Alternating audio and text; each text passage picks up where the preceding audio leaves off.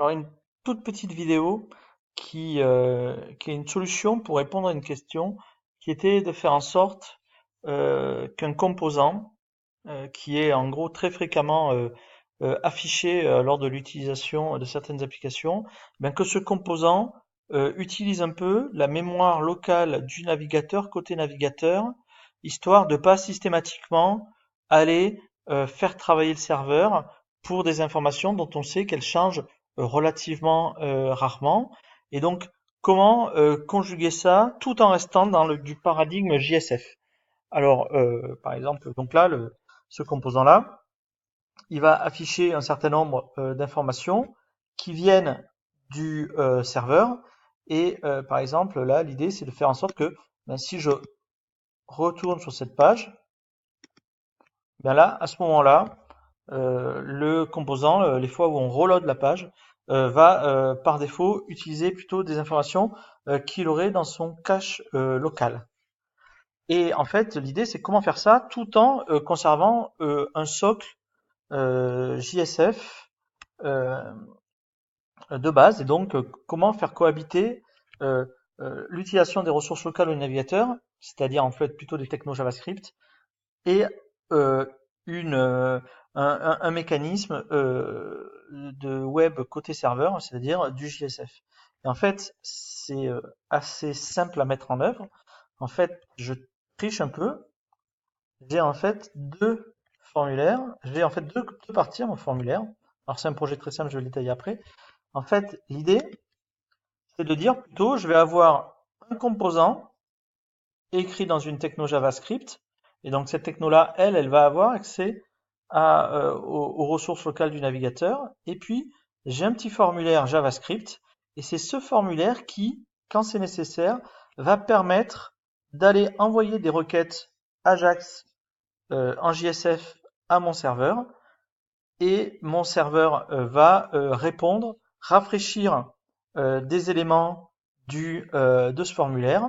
C'est-à-dire que en fait, il va y avoir une communication qui va s'effectuer entre ce composant et mon serveur à travers de ce formulaire. C'est-à-dire que parfois, ce composant va indiquer des valeurs et puis va choisir une action, par exemple l'action supprimer, et va par exemple lire des valeurs, par exemple dans ce cadre-là, qui va afficher la liste en fait des nouveaux messages. Donc si on regarde en fait le prototype, c'est assez simple. Donc par défaut, ce formulaire, on le masque. Là, je l'ai affiché juste afin qu'on puisse comprendre comment ça marche. Donc on a une petite base de données, quelque chose qui simule une base de données. En fait, c'est juste une variable statique avec des listes de notifications, avec la possibilité donc voilà, je ramène toutes les listes de notifications G et j'ai une méthode pour supprimer la notification ayant un identifiant donné. Notification, c'est juste un ID, un message et une URL. Et je vais avoir après dans mon programme deux parties. Ma page XHTML avec mes deux composants, donc un composant qui est mon composant technologie JavaScript. Alors là, j'ai pris moi du Vue.js parce que c'est super facile à intégrer. Et justement, ce qui est intéressant dans Vue.js, c'est que ça peut s'intégrer dans une page écrite dans une autre techno. On n'a pas besoin, c'est pas du tout ou rien. On peut juste dire, ah, j'ai besoin de faire évoluer un peu, de donner un peu de modernité à ma page ponctuellement. Et donc, je peux le faire. C'est-à-dire que vous voyez, là, le composant Vue.js, il commence ici et il s'arrête là. Et ce composant est lui-même au sein d'une page en JSF. Là, vous voyez les balises head, hbody. Et puis toute la question, c'est de dire, bon, ben voilà, j'ai mon composant dans cette technologie. Comment je vais le faire communiquer avec mon formulaire euh, et donc comment je vais donc pouvoir lui envoyer des messages et quand les réponses sont revenues du serveur Ajax, les réponses Ajax sont revenues du serveur, comment je fais pour les mettre à jour mon composant. Et donc côté serveur, le lien entre la base de données se fait avec un bean managé. Et ce qui est important, c'est que ce bean soit de scope request. Un bean de scope request, c'est juste un bean qui est créé au début de la request, de la requête, et qui, dès que la requête est finie, va être supprimé. Donc on est certain comme ça que les informations qu'il a eues, il ne va pas les garder en mémoire de session côté serveur.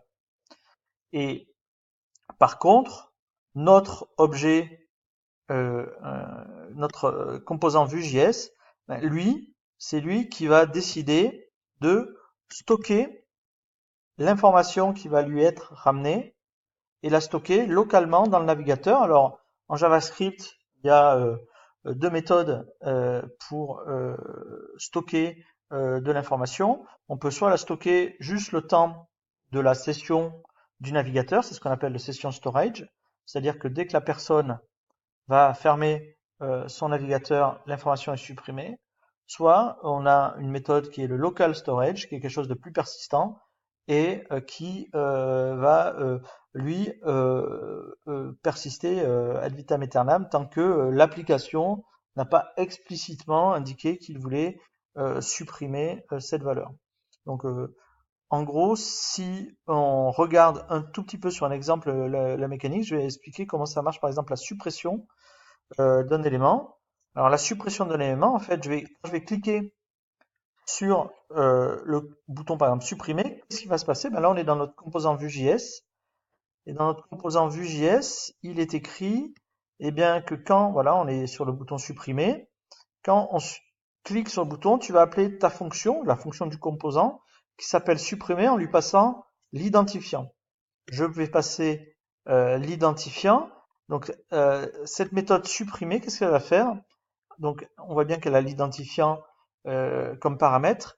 Eh bien, elle va mettre cet identifiant dans le formulaire, dans mon petit formulaire donc qui sert de médiation entre le monde Vue.js et le monde JSF, dans le champ qui s'appelle current ID, et après elle va appuyer sur le bouton de delete.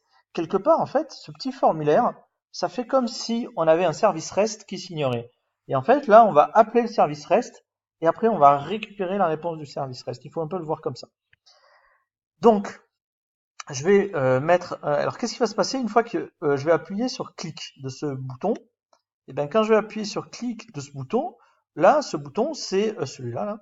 Il est dans mon formulaire XHTML et donc JSF, et il va dire, je vais prendre la valeur du champ current ID que je vais synchroniser dans mon bin en fait, que je vais envoyer vers mon bin. Dans mon bin, je vais appeler la méthode qui s'appelle deleteCurrent.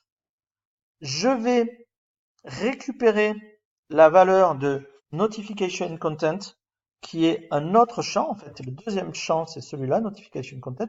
Là, on a current ID et là, on a notification content. Et une fois que j'aurai fait ça, je vais appeler la méthode notification updated. Ça, c'est ce que ça veut dire. C'est du JSF de base. Et c'est-à-dire que là, en fait, effectivement, dans notre bin, on a cette fonction-là qui va s'appeler delete current. Donc, delete current, je vais faire un petit point d'arrêt ici. Voilà. Donc, je vais supprimer, voilà, 4, hop. Là, on s'est arrêté sur notre point d'arrêt. Qu'est-ce qui s'est passé? Là, on voit bien que le fait d'avoir cliqué là-dessus, ça a mis à jour ce champ. Là, on voit pas, mais donc ça a cliqué sur ce bouton.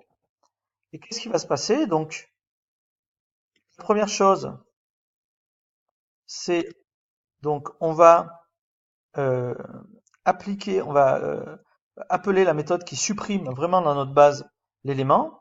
Et après, je vais appeler donc la méthode de refresh qui est ici donc. Et la méthode de refresh, donc on voit, donc elle va tracer le mot refresh, donc on voit que là, il va y avoir refresh. Elle va appeler la base de données pour récupérer quelles sont les notifications. Donc il y en a une de moins, il y en a une qui se fait supprimer. Grosso modo, elle va convertir ce tableau sous forme JSON et elle va le mettre comme valeur dans notre attribut qui s'appelle, c'est pas ça que je voulais faire, dans notre attribut qui s'appelle notification content. Or, cet attribut-là, il est mappé en JSF dans ce cadre-là. Donc, je vais libérer la chose. Et on voit bien qu'en fait, une fois que elle a été supprimée, donc dans notre base de données, le serveur a ramené une nouvelle version du contenu des notifications. Or, comme je l'ai dit, je vais revenir dans l'autre perspective,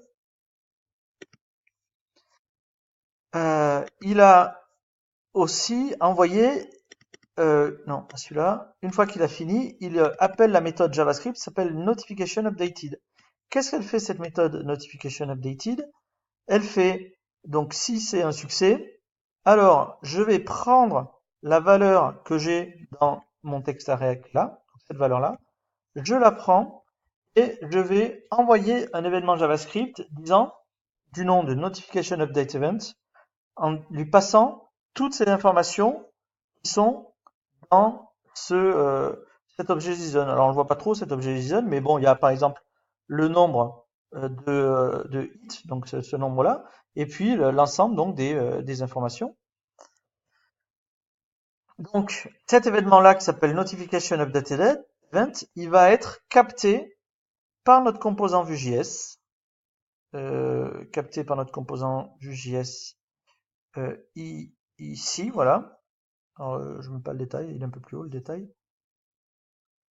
Pour dire pourquoi il le capte, c'est dans, hop, voilà, c'est ici où on dit je vais m'abonner à tous les événements qui s'appellent notification update event.